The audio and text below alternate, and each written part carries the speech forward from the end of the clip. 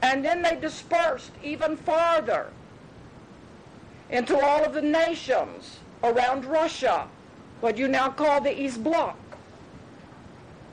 And it is from those areas that the ones moved into Israel, calling it their rightful place. But now I want to tell you something that should freeze your bones. What does it say in the Old Testament? Look back in Isaiah and a few of those, Ezekiel, some of those Old Testament stories. It said the land of Gog and Magog, didn't it? But guess what else it says? Those of Gog will be in the lands of Palestine in the ending days, the final days. We'll find them in Palestine. Where, precious ones, is Israel?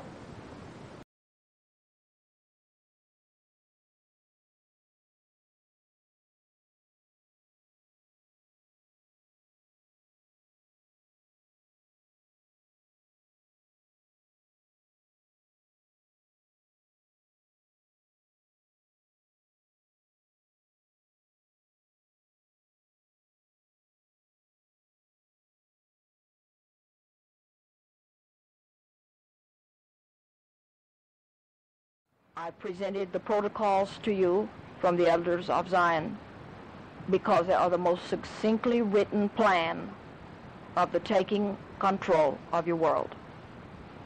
It has nothing to do with Judaism or religion. It has to do with the elite, anti-God, claiming and taking control of everything physical as you recognize it. Only he fully intends to enslave your soul. And he's done it. For everyone who will not open their hearts and hear the truth, he's succeeded. For you will be going off in the wrong direction and miss the lifeboat. When I speak of protocols and Zionists, the Jews get mad. Stop it. I'm not here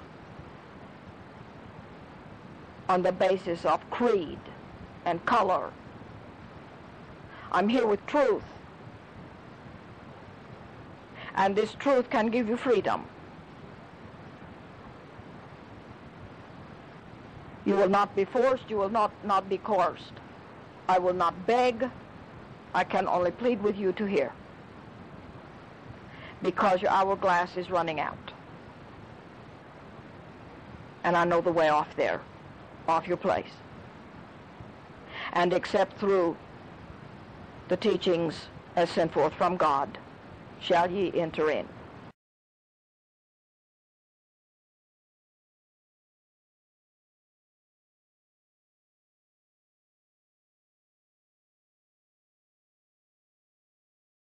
Some Jews have been, some Jews have been responsible for characterizing black people as clowns and buffoons, using the movie industry to get that message over. Look at the black man's self-image, the black woman's self-image. That image is created for us through centuries of miseducation. Now, if I, as a black person, or we as black person, do not have a healthy respect for ourselves, then we cannot expect anyone else to show respect for us.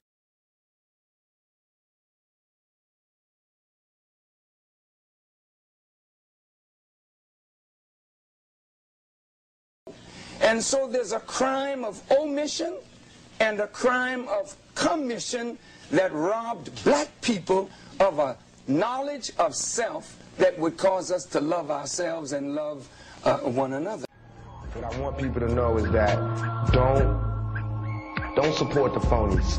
Support the real. You know what I mean? How can these people be talking about how they so real and they don't care about our communities? How can they be talking about what they, all this, you know, the hood, blah, blah, blah, blah. They don't care about our communities. You know what I mean? Listen to the words that people say in their lyrics and tell me if that's some real if that's real to you. You know what I mean? Listen to what they're saying. Don't just bob your head to the beat. Peep the game. And listen to what I'm saying and hold us accountable for it.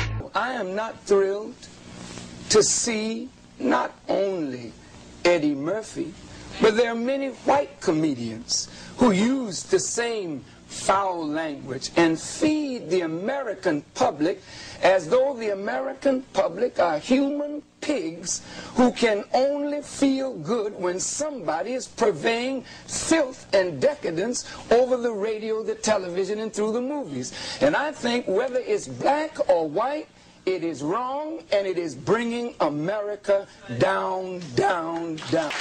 Personally, I would hope that managers and those in show business would use our God-given talent in a much better way than to promote filth and decadence.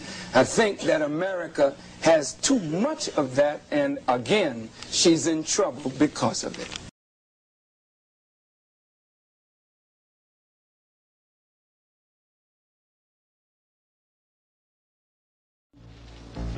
I'll make you famous.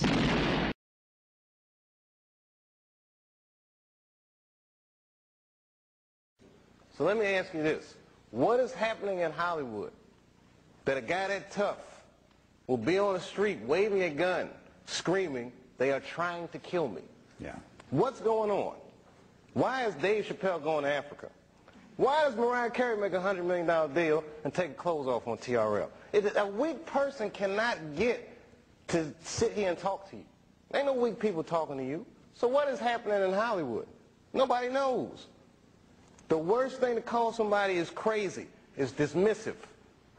I don't understand this person, so they're crazy. That's bullshit. These people are not crazy. They're strong people. Maybe the environment is a little sick. I'm really, really tired of the manipulation. I'm tired of how the press is manipulating everything that's been happening. Do you feel like you're a different person, maybe a better person than you were 5 years ago, 4 years ago? I mean, everything that we've read about, you've gone through a lot of ups and downs in the past few years.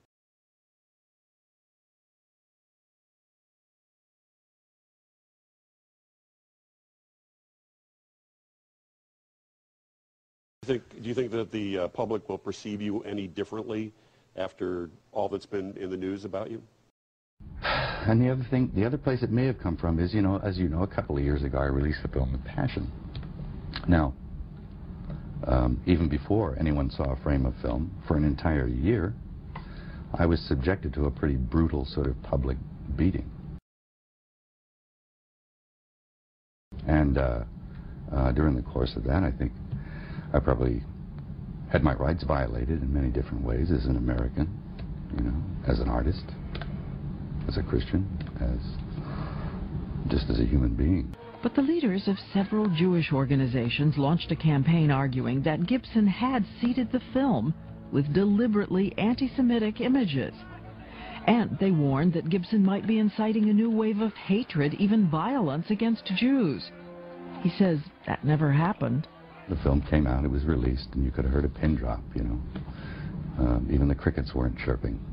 But the other thing I never heard was one single word of apology. I thought I dealt with that stuff, all forgiveness, but the human heart's a funny thing. Sometimes you can bear the scars of resentment, and it'll come out, when you're overwrought and you take a few drinks. So, is there hate in your heart? Is there anger in your heart? There was anger from that, I think, because I felt that I was unjustly treated. My resentment stemmed from certain individuals treating me in a certain way.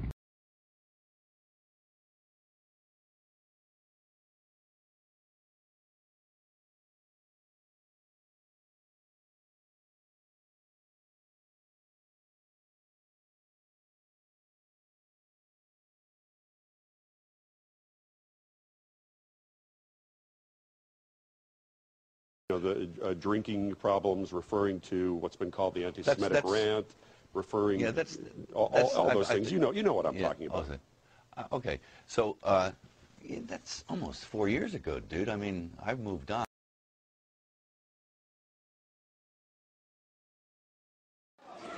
The minute I started breaking the all-time record in record sales, I broke Elvis's records, I broke Beatles' records. The minute it became the all-time best-selling albums in history in the Guinness Book of World Records, overnight, they called me a freak. They called me a homosexual. They called me a child molester. They said I tried to bleach my skin. They made everything to turn the public against me. This was all